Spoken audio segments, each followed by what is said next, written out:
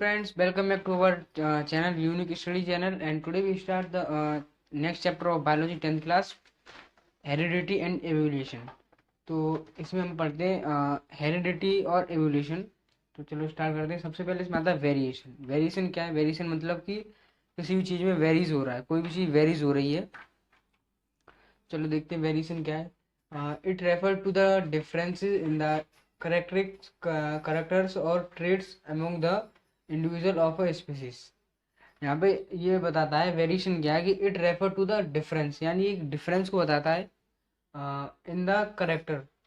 जो भी हमारा करेक्टर है, ट्रेड्स है, उनमें जो डिफरेंस है उसको ये रेफर करता है among the individual of a species. किसी एक इंडिविजुअल स्पीसीज में, किसी एक इंडिविजुअल स्पीसीज में उसमें कैसा डिफरेंस है, उसके जो पेरेंट ऑर्गेनिज्म है वो कैसे हैं, उनके बाद उनमें जो उनकी जो ऑफ स्प्रिंग है उसमें क्या क्या डिफरेंस है। तो ये बता, उनमें जो डिफरेंस होता है वो बताता है, उसे हम बोलते हैं वेरिएशन। ठीक है, अब हम देखते हैं हमारी इम्पोर्टेंस क्या है वेरिएशन की। वेरिएशन क्यों होना चाहिए, क्यों नहीं होना चाहिए। तो इसकी इम्पोर्टेंस देखें तो सबसे पहले आता है they enable the organism to adopt themselves in changing environment. यानी कि यहाँ पे ये जो फर्स्ट पॉइंट है इसमें बताते हैं कि दे एनेबल टू द ऑर्गेनिज्म, यानी वो ऑर्गेनिज्म को इस एबल करते हैं, यानी कि इस योग्य करते हैं to adopt themselves in environment. क्योंकि एनवायरनमेंट है, जैसा एनवायरनमेंट है उसके अकॉर्डिंग जो ऑर्गेनिज्म है उनको उसकी हैबिट हो और वो उसमें एनवायरनमेंट में अडेप्ट हो। तो they enable the organism to adapt themselves in changing environment. जो भी एनवायरनमेंट में चेंज हो रहा है उसके अकॉर्डिंग अगर ऑर्गेनिज्म जो हैं वो उसके अकॉर्डिंग अडेप्ट नहीं होंगे तो वो क्या होंगे, डिस्ट्रॉय हो जाएंगे। तो वेरिएशन का पहला इंपॉर्टेंस ये है कि वो ये बताता है कि वो उन्हें किस तरीके से एनवायरनमेंट के साथ एडप्ट होना चाहिए। Second, variation form the basis of heredity. जो वेरिएशन है वो क्या है, बेसिक है किसका, हेरिडिटी का बेसिक है। तो हेरिडिटी हम पढ़ेंगे आगे अभी। Number third, they form raw material for evolution and development of new species. इसका मतलब क्या है कि दे फॉर्म रॉ मटेरियल, यानी कि वो as a raw material work करते हैं जो ऑफस्प्रिंग ऑर्गेनिज्म होते हैं फॉर एवोल्यूशन। यानी कि एवोल्यूशन उनमें क्या क्या चेंजिंग आई, उनके जो पेरेंट ऑर्गेनिज्म थे उनमें से उनके जो ऑफस्प्रिंग ऑर्गेनिज्म है उनमें क्या क्या चेंजिंग आई। तो ये बताता दे तो वो उस ऐसे रॉ मटेरियल, जो हम उसे रॉ मटेरियल बोल सकते हैं कि वो रॉ मटेरियल है। हम उनमें देख सकते हैं क्या क्या उनमें वेरिएशन है। And development of new species, और उससे क्या है कि हम ये देख सकते हैं कि उनके पेरेंट ऑर्गेनिज्म में क्या चेंजेस थे और ऑफ स्प्रिंग ऑर्गेनिज्म में क्या क्या चेंज है। तो ये क्या है, इससे क्या है एक न्यू स्पीसीज भी हम देख सकते हैं कि उनके पेरेंट्स ऑर्गेनिज्म इस टाइप के थे और ऑफ स्प्रिंग ऑर्गेनिज्म इस टाइप के। ठीक है, ये तो थे हमारे इंपॉर्टेंस ऑफ वेरिएशन। अब हम बढ़ते हैं हेरिडिटी। तो it refer to the transmission of character और traits from the parent to their offspring species.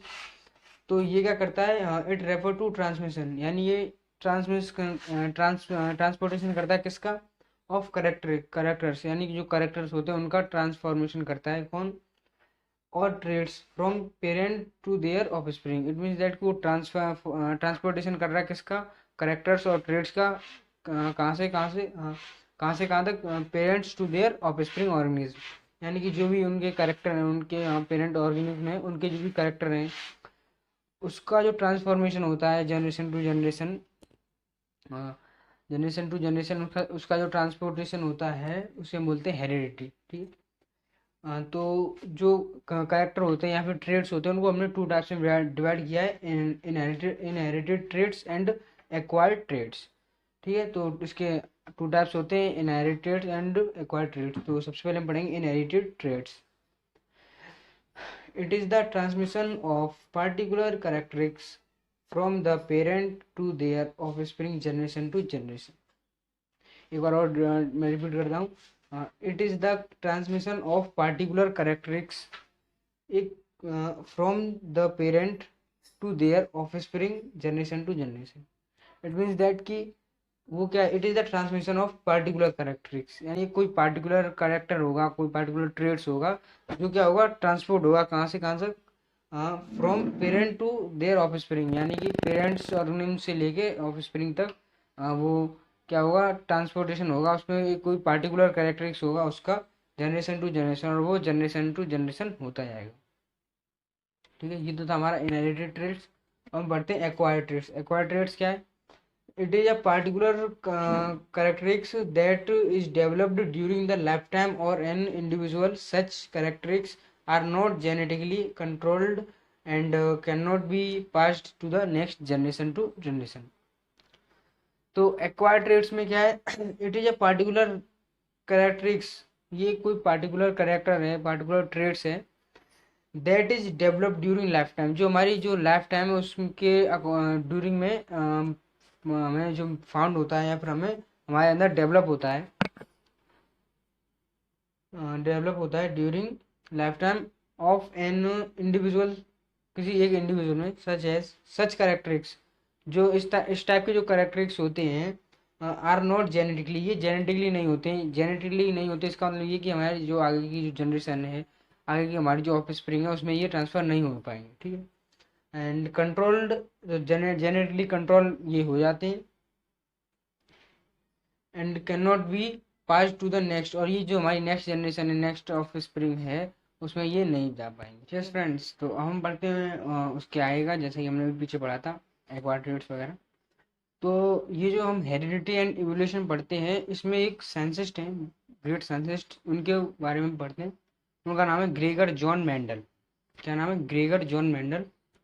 ठीक है, तो चलो उनके बारे में थोड़ा हम जानते हैं। Gregor John Mendel was an Australian genetics, ये क्या थे? एक ऑस्ट्रेलियन जेनेटिक्स थे। ठीक है ना, तो इनके बारे में कुछ देखते हैं।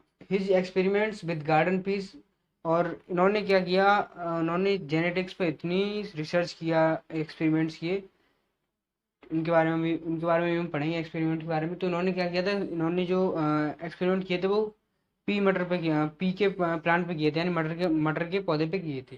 ठीक, and his experiment with garden peas and the influence together with his interpretation constitute the fundamental of modern genetics। तो इसमें क्या है कि उन्होंने इसमें बता रहे हैं कि his experiment with garden peas, उन्होंने गार्डन पीस के साथ अपने एक्सपेरिमेंट किए, और वहाँ से उन्होंने जेनेटिक्स पे रिसर्च की, एक्सपेरिमेंट्स किए, उन्होंने अपने लॉ दिए। ठीक है, और जो क्या उन्होंने एक उस सभी रिसर्च का जो भी कंक्लूजन निकला, जो भी उन्होंने रिजल्ट निकला, और उसको एक मॉडर्न जेनेटिक्स के फंडामेंटल ऑफ मॉडर्न जेनेटिक्स के नाम से उन्होंने लोगों के सामने इसको रखा, जो अभी तक जिसके बारे में अभी तक पढ़ते हुए आ रहे हैं। ठीक है ना, तो इन्होंने इतनी सब रिसर्च की, इसलिए हम इन्हें they are also known as father of genetics. तो फादर ऑफ जेनेटिक्स के नाम से हम इन्हें जानते हैं। इनका नाम जैसे अगर कोई पूछा who is the father of genetics, तो ग्रेगर जॉन मेंडल। तो Gregor John Mendel is also known as father of genetics. एक क्वेश्चन ये आता है कि उन्होंने मटर का ही पौधा क्यों लिया? Why he choose the P plant, not other one? उन्होंने कोई और क्यों नहीं चुना? क्योंकि ये क्वेश्चन आ सकता है आपके बोर्ड एग्जाम में, तो इस पर थोड़ा फोकस। तो क्या होता है कि उन्होंने पी का ही प्लांट क्यों चूज़ किया? क्योंकि because the time period of P plant is short, उसका जो टाइम पीरियड था वो शॉर्ट था। अगर वो किसी और प्लांट्स पे या फिर ह्यूमन पे करते, तो यहाँ पे एक लॉन्ग टाइम पीरियड होता है, जिसके कारण हम वहाँ पे उसकी ज़्यादा से ज़्यादा जनरेशन के में क्या रिसर्च नहीं कर पाएंगे। तो जो पी प्लांट थी उसकी लाइफ टाइम पीरियड कम था, इसलिए उन्होंने उसको चूज़ किया, क्योंकि उसका लाइफ टाइम पीरियड कम था। तो हम ज़्यादा से उसकी एक बार ज़्यादा से ज़्यादा जनरेशन के साथ रिसर्च कर सकते थे। और वो क्या है कि उसके उसमें जो भी चेंजेस थे, उसमें वेरिएशन थे, यानी कि उसके जो मटर के जो दाने होते हैं वो रिंकल राउंड, उनकी लीव्स में जो शेप थी, ठीक है ना, उनके स्टेम, इन सभी में जो भी वेरिएशन थे वो हमें आसानी से दिख सकते थे, इसलिए उन्होंने लिया। सेकेंड थिंग इज दैट कि पी प्लांट इज ये एवरीवेयर फाउंड हो सकता है, एवरीवेयर प्रेजेंट हो सकता है, यानी कि हम किसी कहीं पे ऑल ओवर वर्ल्ड कहीं पर भी ग्रो कर सकते हैं, यानी हम उसे ऑल ओवर वर्ल्ड कहीं पर भी उगा सकते हैं। तो उन्होंने इसलिए लिया। ठीक है, ये इनके कुछ फैक्टर्स थे जो उन्होंने पी प्लांट को चूज किया, जैसे कि आपने देखा। ठीक, तो ये तो था हमारा ग्रेगर जॉन मेंडल के बारे में। अब हम पढ़ते हैं क्रोमोसोम्स। क्रोमोसोम्स क्या है? Chromosomes are long thread-like structures present in the nucleus of a cell which contains hereditary information of the cell। तो क्रोमोसोम क्या है? तो ये एक लॉन्ग थ्रेड लाइक स्ट्रक्चर है।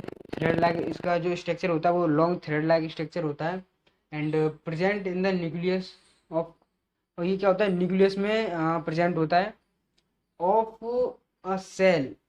एक सेल का जो न्यूक्लियस होता है उसके अंदर ये हमारा क्रोमोसोम प्रेजेंट होता है। विच कंटेन, वो क्या क्या रखता है? Heredity information. वो क्या रखता है हमें? इस देखो, ये हेरिडिटी इन्फॉर्मेशन को वो रखता है कि जो भी हमारी हेरिडिटी इन्फॉर्मेशन है ऑफ द सेल, जो हर एक सेल के अंदर एक न्यूक्लियस होता है, उनके अंदर क्रोमोसोम्स होते हैं, तो वो हमारी हर एक हेरिडिटी इन्फॉर्मेशन को रखते हैं और वो ट्रांसफ़र होती है हमारी जनरेशन टू जनरेशन। अब हम बात करते हैं जीन। जीन क्या है? तो gene is the unit of inheritance. Gene क्या है? ये यूनिट है किसकी? इनहेरिटेंस। इनहेरिटेंस की एक यूनिट है। इट इज़ देयर फॉर, क्योंकि a unit of specific biological function. ये क्या है? एक यूनिट है किसकी? Specific biological function. Specifical biological function है हमारा क्या? इनहेरिटेंस। तो इसकी एक यूनिट है, ठीक है, जीन, जिसके बारे में हम पढ़ेंगे आगे। एंड नंबर लास्ट आता है हमारा DNA. DNA deoxy ribonucleic acid, ठीक है, ये इसकी फुल फॉर्म है डीएनए। तो डीएनए देखते हैं ये क्या है। तो DNA is the chemical in the chromosome which carries the heredity character और traits in a coded form from one generation to the next generation। it means that कि डीएनए क्या है? एक केमिकल सब्सटेंस है। इसमें पाया जाता है क्रोमोसोम, यानी जो क्रोमोसोम्स होते हैं उनके अंदर डीएनए पाया जाता है और ये केमिकल सब्सटेंस है। It is the chemical in the chromosome. ये केमिकल जो क्रोमोसोम में प्रेजेंट होता है which carries the heredity character. And ये क्या है? हेरिडिटी कैरेक्टर को कैरी करता है और हेरिडिटी कैरेक्टर और traits in a coded form. ये एक कोडेड फॉर्म होती है जिसमें ये क्या करता है? जो हमारे जो करेक्टर्स हैं, हमारे जो जेनेटिकली जो भी हमारे ट्रेड्स हैं, उनको क्या करता है? ये कैरी करता है coded form from one generation to the next generation. One generation से लेके नेक्स्ट जनरेशन तक ये इनको कैरी करता रहता है। तो ये तो था हमारा हेरिडिटी एंड एवोल्यूशन का पार्ट वन का लेक्चर। अगर वीडियो पसंद आई तो लाइक, शेयर और सब्सक्राइब कीजिए और दोस्तों के साथ शेयर कीजिए। और मिलते हैं नेक्स्ट लेक्चर में, जिसमें हम पढ़ेंगे law of Gregor John Mendel, यानी ग्रेगर जॉन मेंडल ने जो भी लॉ दिए और उसके आगे का।